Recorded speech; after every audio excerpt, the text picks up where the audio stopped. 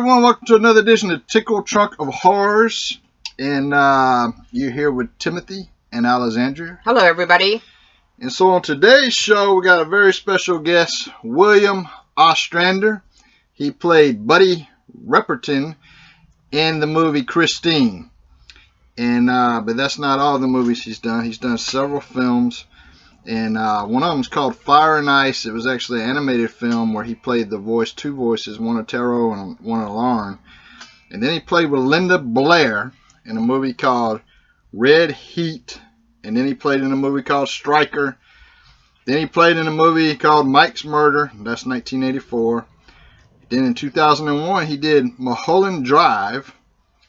And then Dynamite Warrior.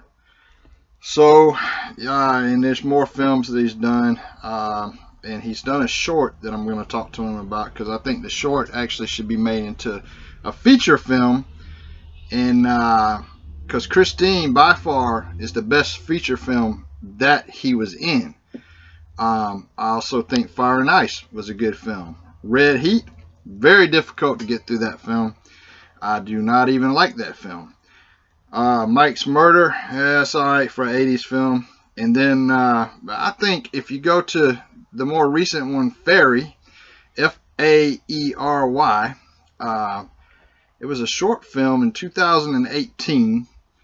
And I think that if that was turned into a feature film, that would just be awesome. Because I think that one actually outperforms, as a short even, some of the feature films that he was in, like Red Heat, where he played Linda Blair's husband. So we're about to give him a call right now. So let's do that. Good morning. How are you? We're doing good. We're doing good. We're doing good. How's everything in California right now? Well, we've had some hot weather, and it's finally starting to turn a little towards the fall type of weather that we all expect.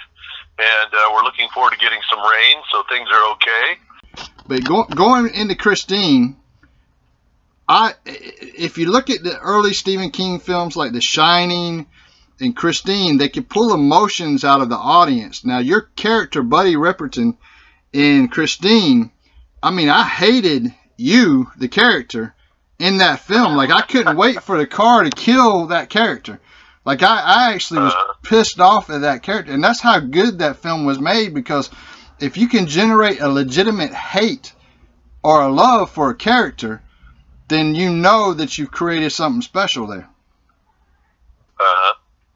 I mean, you know, like when y'all went in and tore up the car, that really pissed me off. May I ask how old you were when you saw the movie? 9, I believe. Yep. Yeah. I was 9 years old, so yeah, I was 9, and you know, you go through the whole setup of Arnie building up the car, and then here these guys come and they just destroy it, and it generates a lot of hate for those characters that destroyed that car. Right.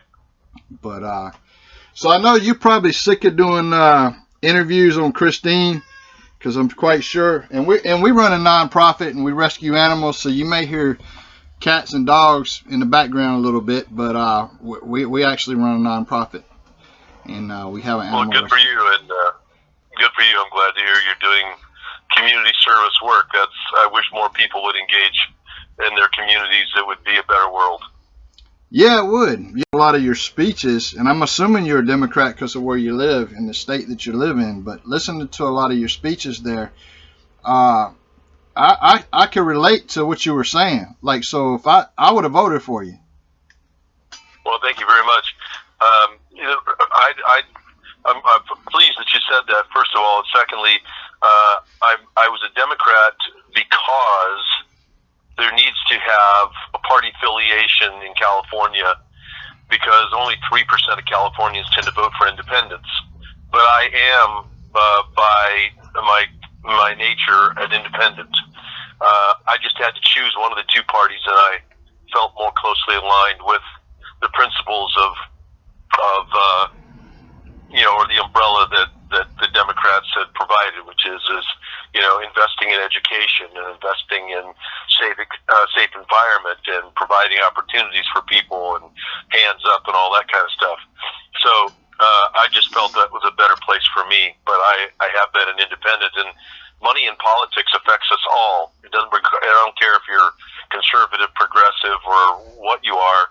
Money in politics is ruining our democracy, as far as I'm concerned. System right now in place where the people who we're nominating and electing are the people who are best at raising funds rather than people who are the best with ideas. And we need to get back to people who are best with ideas, not necessarily best at raising money. Well, let me ask you this, because I was listening to a lot of your speeches, and one of the things that you kind of educated me on that I was unaware of, you said that once somebody's elected, they're expected the first 4 hours of their day is not serving the people. It's actually trying to generate campaign funding for the next election. And I was unaware of that. Yeah, if you consider that in the House of Representatives, all the House of Representatives are up for re-election every 2 years. And the cost of a common congressional seat now is a couple of $1 million. So you have to, if you divide that up into, say, 730 days, right? You're talking about $300 or $3,000 a day that they have to raise. I might be doing my math wrong there, but it's close to that, $3,000 a day. Now, the majority of people, less than 10%, only less than 10% give money to campaigns at all, and only 0.6% of people give more than $200. So if you're on the call every day, and you got a call list as a candidate, you have a call list that you purchase from somebody. They give you a list, especially if you're a candidate and not somebody who's been in office for a long time. You go through that list. You make 100 phone calls during a day. 90 of them aren't going to give you anything. 10 of them might give you something, but only less than one out of those 100 are going to give you over $200. Now imagine you've got to raise that essentially $3,000 every day, and 90% of the people aren't going to give you money, and just less than 1 out of 10, or 1 out of 100 rather, is going to give you over $200. So you have to find 15 of those people. So 15 of those people would mean that you'd have to make 1,500 phone calls in one day to get that kind of money. How long would it take you to make 1,500 phone calls? Exactly, and then once people answer the phone, you have to actually talk to them. So yeah, that's a lot of time invested. And one of the points that you made in what I was listening to you speaking there was that's the time that they're not serving the people. So I do have a few questions for you, and I know most of our listeners are going to be all stuck on the Christine thing, but I would like to ask you, because you did the movie Christine. It was released in 1983, but in 1985 you have the release of Red Heat with Linda Blair. And on that film, what made you I can kind of understand why you would choose that role, but can you tell us what made you choose to do that film? It was a job. I mean, to be quite frank, it was a job. It was an opportunity to film in Austria, in Vienna, Austria, and other points around Austria. And I had not been to Austria. I liked the director very much. Robert Collector was a funny guy. We got along swimmingly, and we had it was a good experience from that point of view. The movie had a lot of challenges in filming itself. It was one of the more, shall we say, challenging movies that I've done in terms of the personnel and how things went. It was not a smooth shoot, but Robert Collector was a good guy, and I enjoyed working with him, and it was fun to be in Austria and see another part of the world. Well, let me ask you this question, because as a fan of the horror movies, right? Obviously, The Exorcist is a big-time horror film, but you have a child star who comes on to this, and she's your co-star in this film, basically. You play the husband of Linda Blair. I've had several conversations and run-ins with Linda Blair over the years, and I'm just, from a fan's perspective, I don't think she's very appreciative of her fan base, and that's just for me saying it. This is for Timothy. I know that's not you. That's why I wanted to kind of know, like, what was it like for you working with her? What kind of vibe did you get off of her? Hey, you want to get me in trouble, don't you? No, I don't want to get you in trouble. And she was younger then, right? Because she was a lot older by the time that I actually started communicating with her. And I didn't find her to be very. It's almost like she didn't even want anything to do with that. But she'll do conventions and stuff. But like it doesn't seem like she really wants to be there. And I'm just speaking straight from a fan perspective. Because no, that's fine. I understand exactly what you're talking about. To be honest with you, are we recording now? Is this being recorded? I'll tell you a story. Yeah, if you want me to take it off the record, I can take it off the record. If you want me to leave it on, that's okay. You can leave it on the record. I'm not going to. Linda has her challenges, and I haven't lived her life, so I don't want to disparage her. She was very difficult to work with on that movie. We had a run-in, and the run-in's kind of funny, but it's a story that I'll tell about myself, which she happens to be in, and it may give you some clue about, her or the relationship or not, or maybe just tell you how immature I can be sometimes. But we were doing a picture where, in Red Heat, where she's kidnapped by the East Germans, and I'm in the United States military in West Germany, and so I have to figure, she gets mad at me one night, so she goes out for a walk around this hotel where we're staying. And she's abducted by these East Germans who see her witnessing their abduction of an East German scientist. That's the premise of the film. And then she's a women in prison film kind of a thing, and I have to break her out. So I go and I break her out of jail with a couple of other American Army buddies.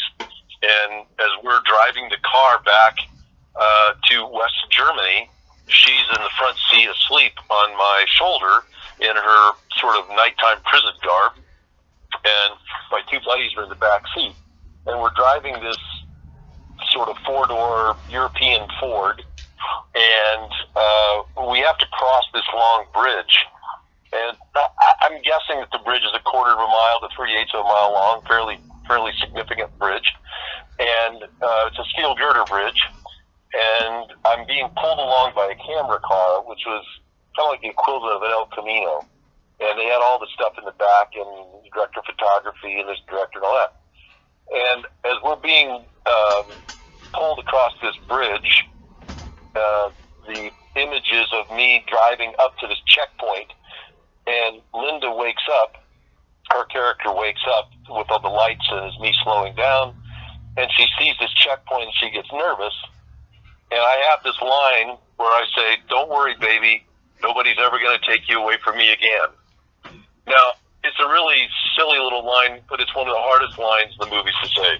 "Don't worry, baby, nobody's going to take you away from me again." It's just like, it was kind of a hard line to deliver because it's kind of dripping with testosterone. It's kind of this arrogant line. "Don't worry, baby, nobody's going to take you away from me again." And I always felt kind of foolish saying lines like that, to be honest with you, but I had not, it was very late in the shooting. We had about another week of filming to go, and I'd had my fill of Linda and some of the dramatics on the movie. So when we got to the other end, I said my line, it wasn't very good, and they wanted us to disconnect the camera car, and then I would back the car up across the bridge. The camera car, because he couldn't see out the back very well, would turn around, drive back to the other end of the bridge, we'd reconnect the cars, and then pull me across. Well, this was like 11 o'clock at night, midnight, and they kept pulling me across the bridge, and I couldn't get that line out to save my life, because at that point, I deeply resented my co-star. And so, so we got down to the other end of the bridge, and they disconnected us at one point, and I started backing up, and I was feeling a little frustrated because I really was really having trouble with the scene. And Linda starts on me again. She goes, "Slow down, you're going too fast." And I just had enough. So I floored the gas, and I said, "Well, let's just see how fast we can go." And I was doing about 40 miles an hour backwards in this four-door Ford going down this two-lane bridge. And I got to the other end, and the car started swerving. And, you know, you ever done that when you're backing up and you go pretty fast, and you put on the brakes, and all of a sudden the car starts to swerve a little bit? Oh, yeah. Well, it started to swerve like that, and I slammed into a steel girder on a bridge and damaged the rear end of the car. And I felt terrible. Linda, who that morning, before we traveled to this location, had fallen down some steep stairs at the hotel we were staying at, had her foot in a soft cast. So while the director and cinematographer and production guys were all trying to figure out, oh shoot, what do we do about this car with a caved-in trunk now? It's the only one we have.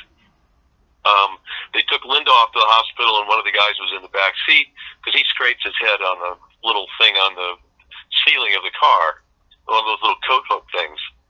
And there was nothing wrong. I didn't do anything to Linda or anything else. Nobody was hurt. But they thought they'd use the time for her to check out her ankle again. So I felt really bad. By the time we got back together, it's like 3 o'clock in the morning. And we're now driving across the bridge again, and I'm trying to utter that famous line, "Don't worry, baby, nobody will ever take you away from me again." You know, it was just, I just couldn't get it out. So they said, cut. They didn't want to let me back the car up across the bridge again. But I pleaded with them. I said, no, I really need to, you know. Eventually they relented and let me back up. We started to back up, and Linda starts on me again. "You're going too fast, you're going too fast." And I slammed on the brakes, and I reached across, I opened the door, and I shoved her ass out on the bridge. She started jumping up and down going, "He's going to kill me, he's going to kill me." Yeah. And you know, knowing her over the last decade, you know, the back and forth that I've had with her, she doesn't seem like that friendly of a person at all. So I can understand I'm glad you told the story so people can understand how it is to work with her. It's even more difficult. Just quickly before we go back into your films, mention politics a bit, because I understand where you're coming from, and I think the listeners, I mean, a lot of horror people or people that are into films may not think that politics is something that's important, but it does affect each and every one of our lives. And I think it's great that you're taking it down the right road, because I know I'm from Canada, and in my family, one of my cousins was the longest running senator in Canadian history. So I grew up with politics, and I see the evils and, you know, inside backroom deals and what happens behind closed doors. So I commend you that you're, you know, it's not about the money. It should be about the people. And us, Timothy and I, being authors, what I try to do is, in some of my books, is educate people. And I think it's great that you're sort of taking it from a different perspective. And I just wanted to say, you know, I applaud you in that respect. Well, thank you very much. I appreciate that. I mean, there are three very simple things that if the United States did would have an enormous impact on our lives. One is that we need to have community services requirement for high school students, because most kids today have no idea how the government or how our communities are run, and they're fairly narrow in their experiences, which is simply because they're young, but also because we're kind of all living in silos nowadays, it seems like. The second thing is we need to have a much more rigorous civics program. And the third thing is we need publicly funded elections. If we did all those things, I think that we'd restore some equanimity and some balance, and really look at how we can improve our lives. Carl in Touched by an Angel, I believe it was the one episode in 1999. How was that experience for you? I don't really have any strong memories one way or another of it, to be honest. I'm not a religious person, so it didn't carry any particular spiritual connection for me, and it was an opportunity for work, and I did it. So I don't really have anything particularly dramatic to share with you about that. Well, what you think the difference is as far as working on a television set? Television filming location and set versus a film location and set. Which do you prefer? Oh, film. Yeah. film for sure. I mean, the opportunity is, in television, you have to applaud these people that are able to churn out work at such a high volume. I mean, to put out a show, say, once a week or once every couple of weeks, is an amazing challenge to do. A scripted show, a fiction show, not a reality show. But the problem with it is though, it's because you're going so fast, you really don't have a chance to deeply explore subjects or deeply explore the character and so forth. And a film gives you a little bit more leisure to do that. It gives you a chance to tell a bigger story. Television, within the first 4 minutes, you have to know who the white hat is and who the black hat is and what's at stake. You know what I'm saying? So in 4 minutes or less, you set up the whole story, where in a film, it might take 10 to 12 to 20 minutes to get, put the story in place.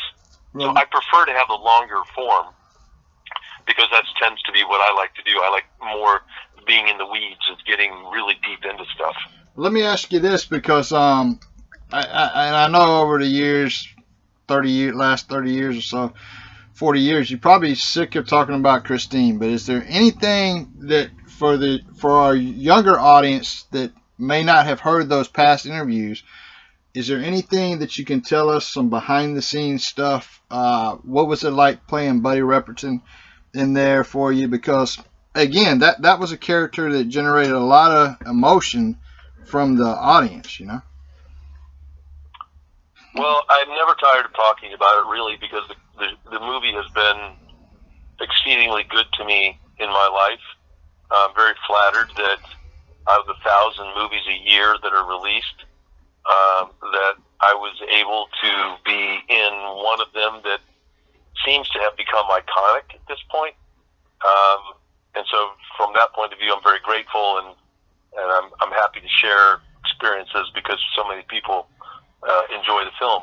So as far as things that people may or may not know or whatever, you're more than welcome to ask me anything that you would like.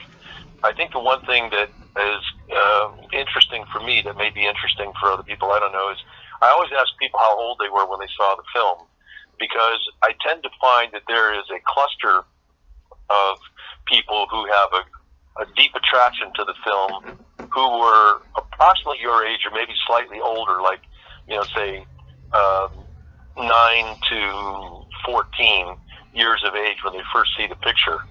And I think the reason for that is because the horror portions of the film aside, the characters in that are, I think they're archetypes, and people relate to them. The bully, the good-looking girl, the sports guy, the nerd, the buddies, the friends of those characters, and they tend to become archetypal characters that people relate to.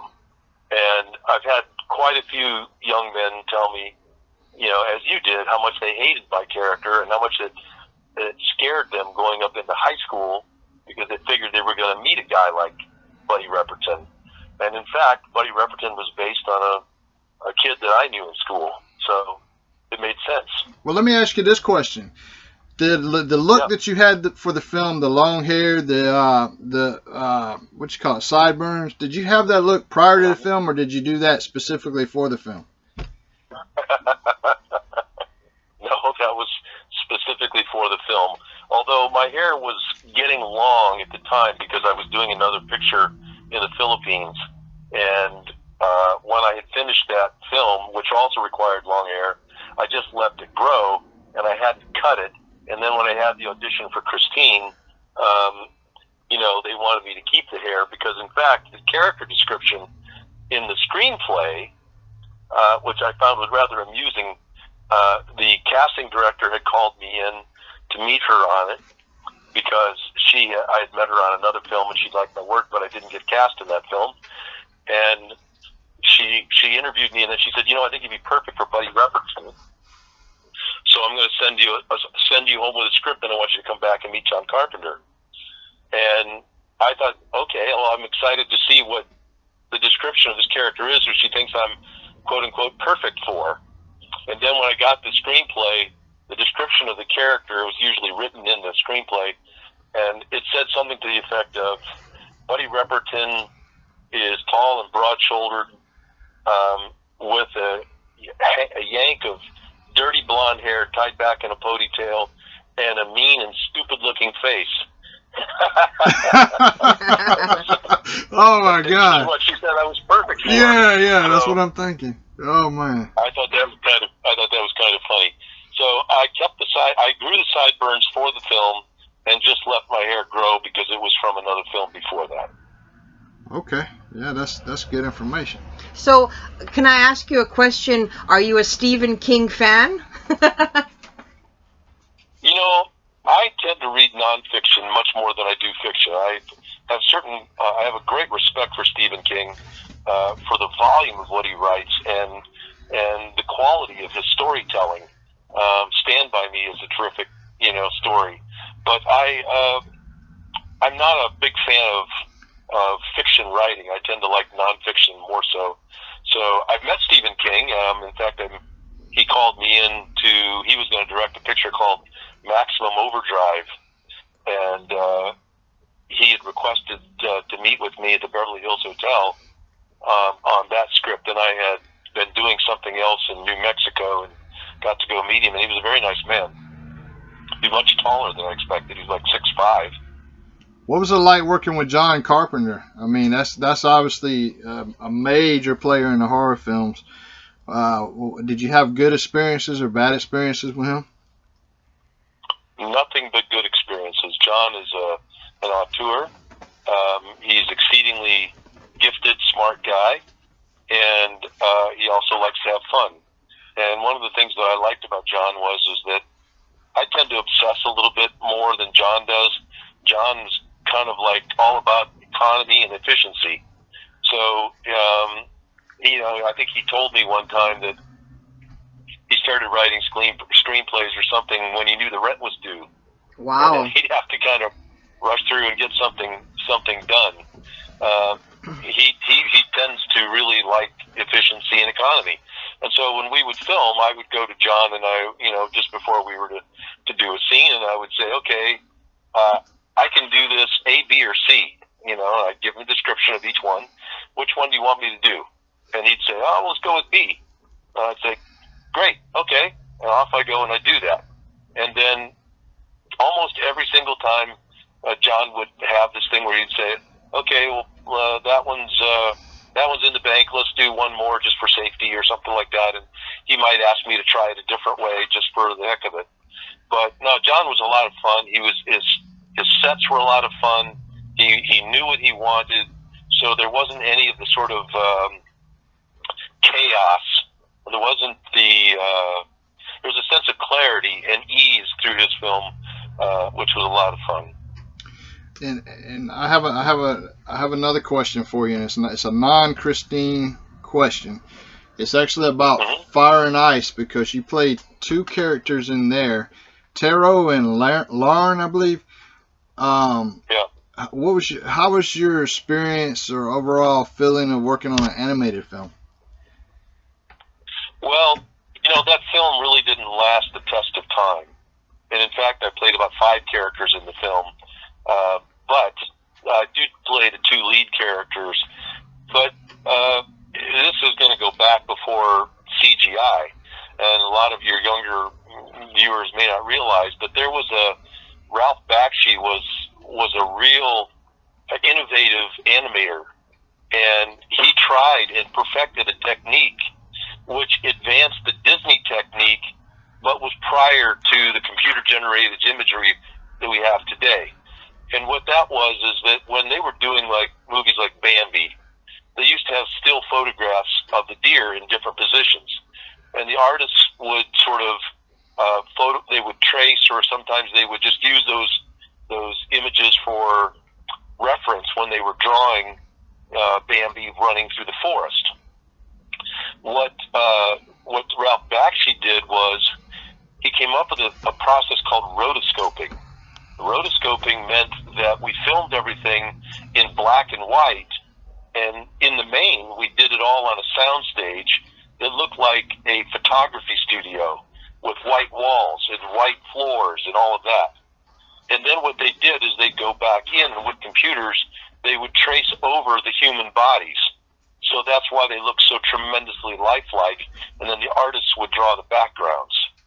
And when we were doing that picture, I'm forgetting the actor's name right now, played Lauren's body, and I played Prince Taro's body, but Ralph didn't really care for Lauren's speaking voice, I guess, because he asked me to then do the speaking voice of Lauren as well. And so I did both. But it's my body as Prince Taro and my voice as both Prince Taro and Lauren in the movie. And it was fun to do. It was the film that I got my Screen Actors Guild card with. And Ralph Bakshi's a tremendous character. Awesome. So, in the film, and I'm going to just go back on Christine. I mean, the part of the film is that Carpenter sort of pretty much suggests or states that the car is possessed by supernatural forces, and this is where I'm going to go with supernatural forces. Do you believe in the supernatural, or because everybody has their own take on spirituality or supernatural forces? No, I'm much more of a person that understands or believes in the randomness of the universe. I mean, I think physics tells us that there are, the randomness of the universe is a much more scientific understanding of phenomenon. Does that make sense? Yeah, it does. But we actually been doing paranormal research for about 10 years now, and and there's some locations and some footage that we got that would literally blow your mind. I don't know if you ever heard of MUFON, but that's a whole different story anyway. I don't want to get off the show here, but going back to Christine, you said your character was based off of somebody that you knew in high school. So could you describe your relationship with that person in high school? Because I think our listeners would probably get on to me if I didn't ask you that question. Well, nobody has ever asked me that question before, actually, so I give you kudos for the first person to ever ask me that in all these years. His name was Bill Porter, and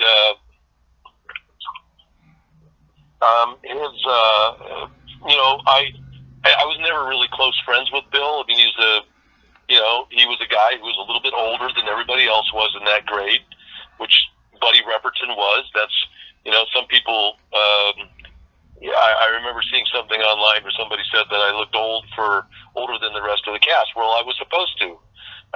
Buddy Repperton's character was somebody who probably was held back a grade or two. And I don't know how long Bill Porter was held back, if he ever was held back, but he was Jeff Porter. Gosh, and now I'm getting confused between the two brothers. It was a Jeff Porter and a Bill Porter. And I never got in any fights with him, and I wouldn't have wanted to.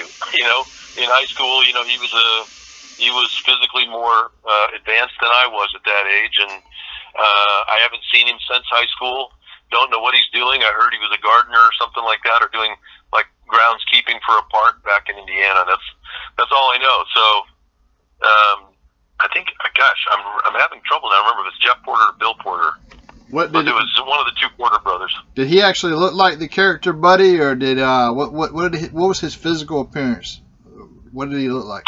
Well, he was he was of average height, but he was a little thicker in the upper body, and he had those sideburns. I modeled those sideburns after him. Yeah, that's awesome. I like those sideburns in there. And we've discussed several of the other films that you've done, and I'd like to say that you've done a short, and I actually watched the short today, and I consider that short to be better than a couple of the other films, and I would like to see that to be turned into a feature film. And I don't know if I'm saying it correctly, but it's spelled F-A-E-R-Y. Faery is what it sounds like to me, and yeah. That I think would make an awesome full-length feature film. Well, you know what? I'm going to tell the young lady that wrote that picture what you said. She'll be very flattered. She won quite a number of awards with that picture. Her name is Alexis Rosinski, and it was her younger sister, Sophia, who played the little fairy girl in there.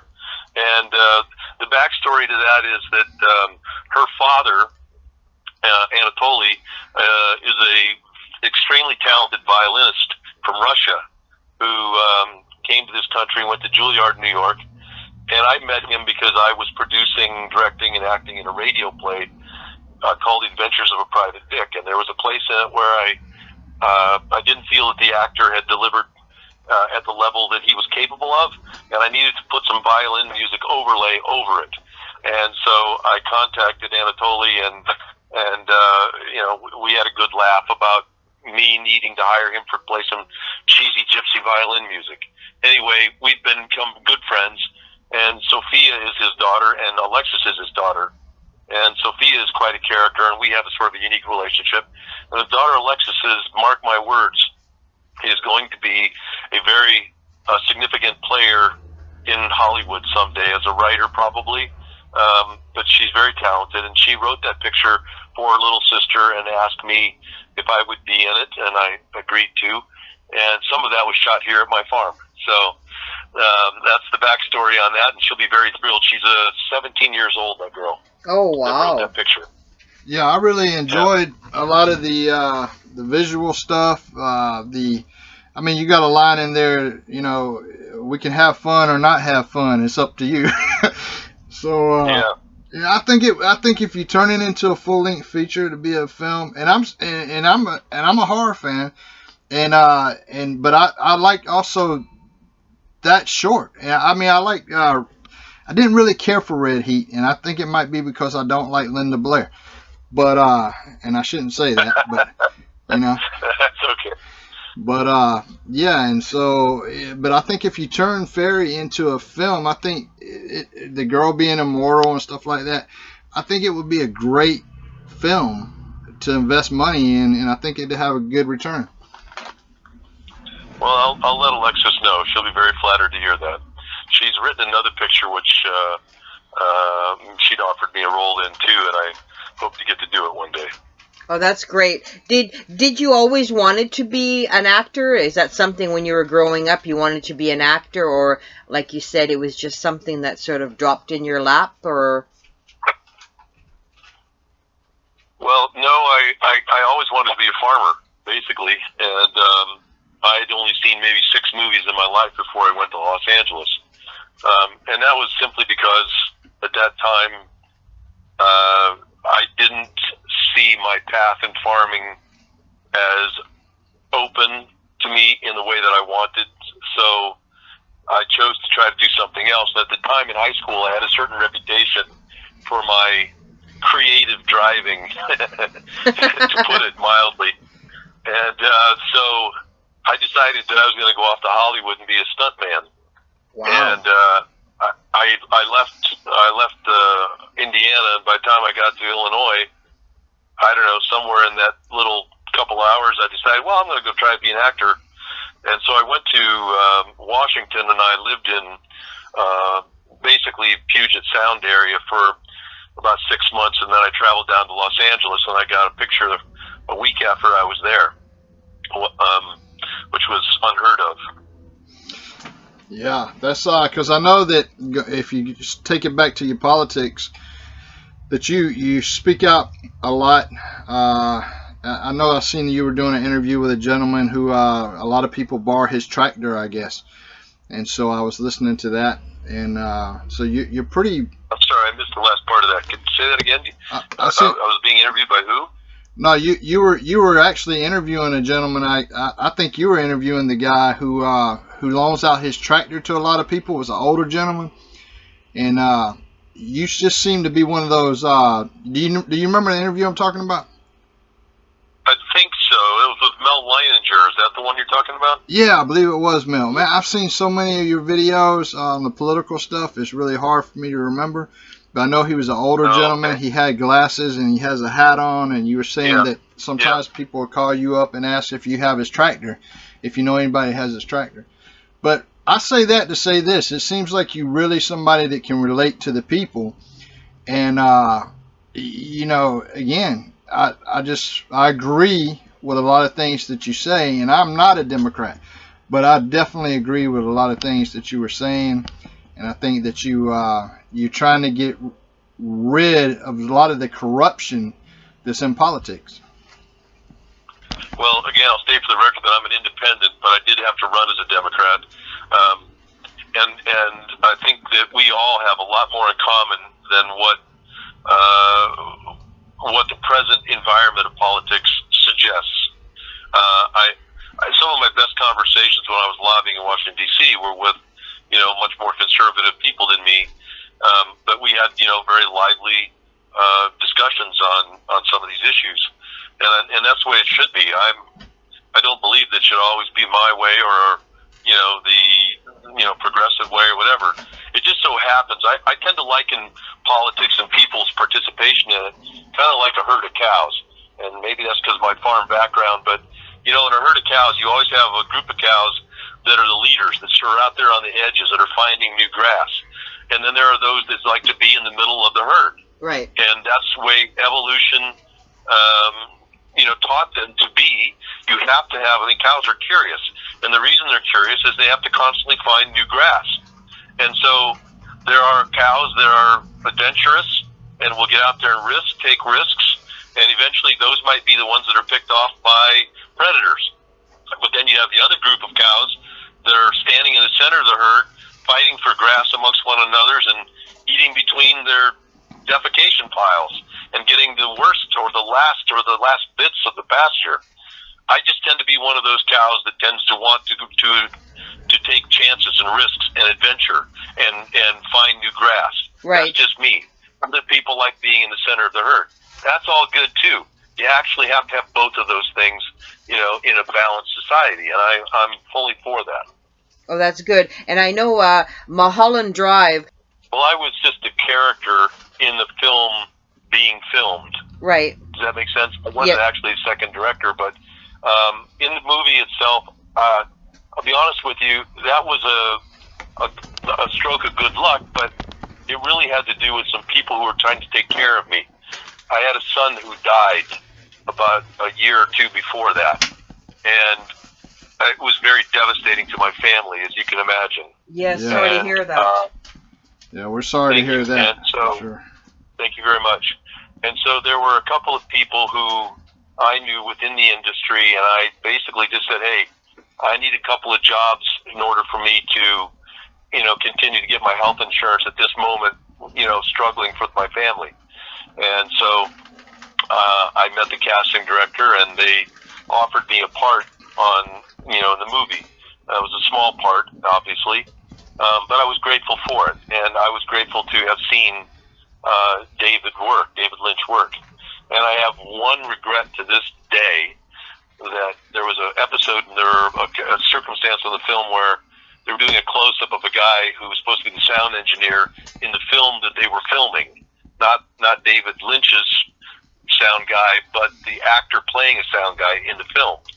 And there was a word Sony written on the side of it, and they didn't want that to show because there was a competitor in the film world. And I knew at the time, I said, well, just take a black magic marker and black out the white, and then you won't see that so much, because David didn't want to put a piece of tape on it. And I didn't say anything, and to this day I regret that, because David Lynch, I think, would have admired that, would have appreciated that. And instead, I kept silent, not wanting to interfere in their process. But otherwise, it was a good experience. Out of all the films that you've been on, what was your most favorable experience? That's Enjoyable. difficult to say, because you tend to like films for different reasons. Kind of like, I don't know if you have any kids or not, but you have different qualities in different of your kids. So Christine was a great film for me because I loved working with John Carpenter. Alexandra and I ended up having developing a lifelong friendship. We were dated for a number of years, and the film has done great things for me over my life. So that one's certainly one of the best experiences. But then I had these other great experiences where I was filming in the Philippines, and I got to do my own stunts and actually direct the second unit camera. And then there was, some stuff when I did North and South back in the South, and I got to meet a lot of great characters and became good friends with Forrest Whitaker. And we had these great parties after the filming was over. We went out dancing at nighttime and had a great time. So it's really difficult to say. I mean, every film, like life, has the ups and the downs part of it. I mean, these little films for the 2.5 months that you're away on them are really microcosms of life themselves. So you and Alexandria Paul ended up in a relationship for a couple of years after the film? Yes, and we're still good friends. She's cool. married now to a man named Ian and so forth, but we still, whenever we do the autograph shows, we sit together and we call one another and things like that. And she was a really important relationship in my life, particularly back then. Now, what was your relationship like with Keith Gordon? Well, Keith is a very nice man, and I get along with him very well. And I think, he and I, in post-Christine world, have had some nice, political, human issue discussions about characters and human beings as a whole. During the time of the filming, he and I didn't really have any scenes together other than the one in the auto shop. And, I think Keith was behaving a little bit more like his character even when the cameras weren't on. And so it wasn't necessarily a relationship that he and I pursued during the filming of it, because that was just his technique, I think, just to stay more and not stay in character, but to respect some of the boundaries of that character. Does that make sense to you? Yeah, exactly. I mean, there's a lot of people that do that. Mickey Rourke's been known to do that. Heath Ledger, unfortunately, they say that's what killed him, was him trying to stay in that Joker character 24/7. And some of the pills, the drug use with Heath. But yeah, it makes sense 100%. Do you see yourself doing another film? Like, what's in, before we wrap it up here, because we're running out of time, what you see in the future here as far as acting for you? Well, that's a good question. When I went away from acting, I went off to Africa and did conservation work. Right. At the time, can you hear me okay? I had to step outside for just a second. Yeah, Yep, we can hear you. Yep, no problem. Okay. At the time, for me, I felt I was working a lot. I mean, the year that I sort of said, okay, I'm going to take a step away from this for a while, was one of the years that I made the most money. I didn't stop because I wasn't working or wasn't making money. I honestly stopped because I felt like it was stunting my growth as a human being. I mean, a lot of actors go to Hollywood because they have, some emotional challenges that they're trying to work out. And I felt that I kind of realized that there was, something of that going on with me, and that I needed to address that. And continuing on with acting didn't seem to be the best path for me to go forward in my own maturation. Right. So I chose to walk away from it at that time. Today, I would love to do something else, or I might do something else. I have I get calls about doing something, and if it's the right project, I'm very interested, because now I feel like, gosh, when you're in your early 20s, you have to work at, finding these feelings about this or that, or you have a limited number of life experiences. But when you get to be my age now, gosh, you've been through lives and deaths and financial ups and downs and struggles and strife, and you understand how the world works better. It'd be so much more effortless now to do some of these roles than it would have been when I was younger. And I wish that I could bring a much fuller palette to a role that I was doing that, I just feel like I can bring a lot more to that now than I could then. Yeah. But I can't. I'm just not. I'm not a big fan of like fluff. I don't know what a better way to say that, but you know. Stay away from drama films and get back. Stay away from them. What you call it? Them girly romantic lines that you gotta say. I like to see you come back as another version of Buddy. Because man, that was such a great character. Although as a kid, yeah, I wanted him to get killed in the film, but you could do a whole different movie with another character like that. You know, if they do remake Christine someday, and I don't quite understand why they haven't remade it yet, but if they did, I'd love to play the Harry Dean Stanton role of the detective. Yes, that'd be awesome. And you know what? That's a good question because they remade Halloween, they remade Friday the 13th, they remade Nightmare on Elm Street, Chucky, Fright Night. Christine's just one of those movies that maybe they don't want to touch it, but maybe they feel like it's just perfect. But you have to reintroduce it to a different generation, I think. And that movie now was released in '83, so you're talking about 40, 60, almost 60. No, not 60 years ago. God, I'm not doing my math right here. Oh my God. 24, almost 40. My math is bad. I'm not that old either. So, all right. So, yeah, about 40 something years ago, I guess. Yeah. Because you know what? 37. Let's try that. 37. Yeah. There you years go. ago. Right. Next month.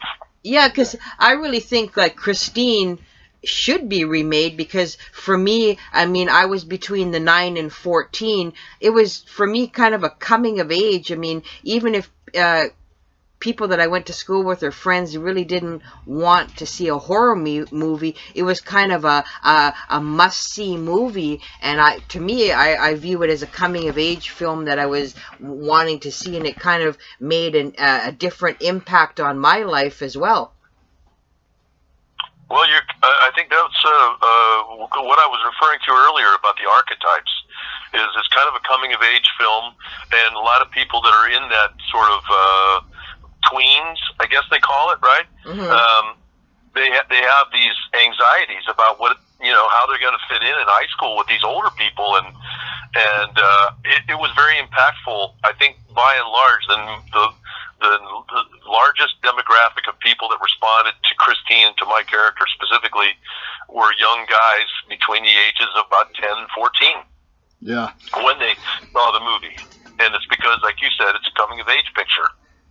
Oh yeah. Well, man, you're great in the film. As an adult, I can appreciate the role better than I could as a kid. But you were definitely great in the film, and I think you're a talented actor, and I'd like to see you. If they do the remake, I'd like to see you come back and be in the film. But obviously, Chucky was a disaster when they remade that. They changed the doll and everything. I couldn't stand to see the car being changed. If they were going to remake Christine, keep the car the same. You cannot change the car. Yeah, that was an interesting story from Stephen King. I asked him why he chose that car, or maybe I read it in one of the Playboy interviews or something. I don't remember, but I think he told me this personally, is that a 58 Plymouth Fury was an oddball car.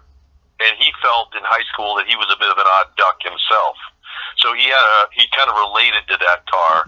It was there was only 5,000 of them ever made, and it had a push button transmission and it was a cars, and so that car had a lot of get up and go, but it was an oddball car, and he related to that. So that's how that came about, but. And one of the common questions people ask me, well, did you feel bad wrecking it? Hell no, I didn't. It was great. What? Hey, well, we didn't like it, man. We didn't like it when you did that to Christine. We hated it. Oh, well, you know what? I can understand that, but you're looking at it also from a lens now where that car is revered.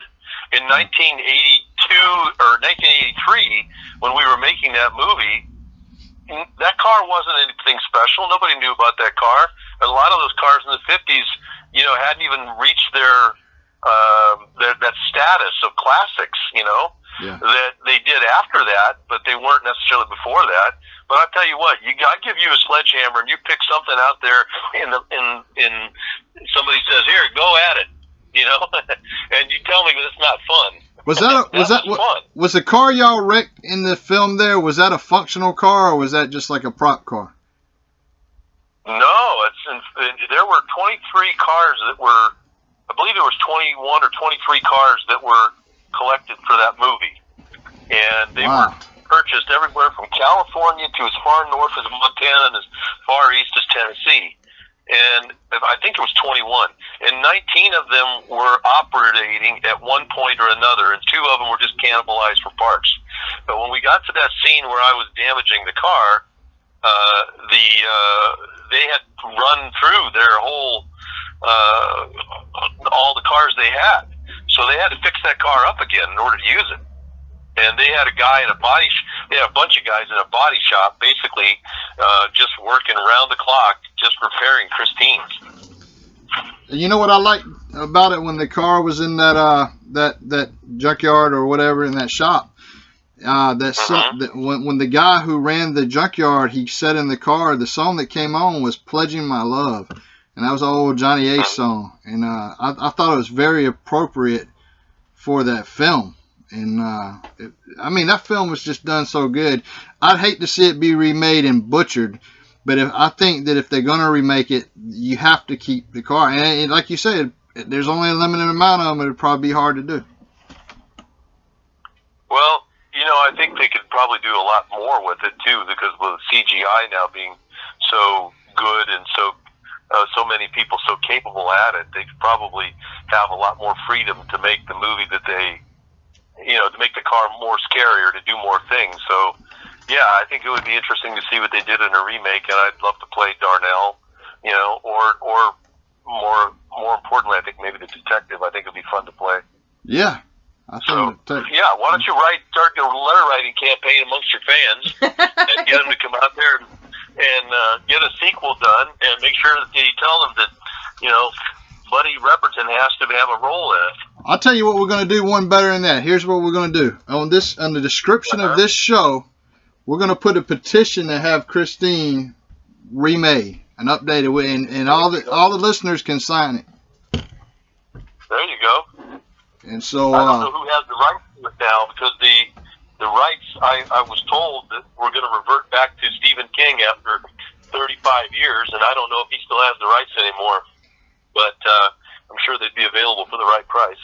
Yeah, I think it did go back to Stephen King, because that's what happened with Friday the 13th. Victor Miller got his story back, and that's why we haven't seen New Friday the 13th. Sean Cunningham owns the Jason character. Victor Miller owns the actual story of Friday the 13th. So they're in court and been in court for years. But yeah. If they want to contact me via Facebook through the official Christine Car Club, or through, my William Ostrander Facebook page, I can, I do some autograph pictures and stuff through that. People are looking for that.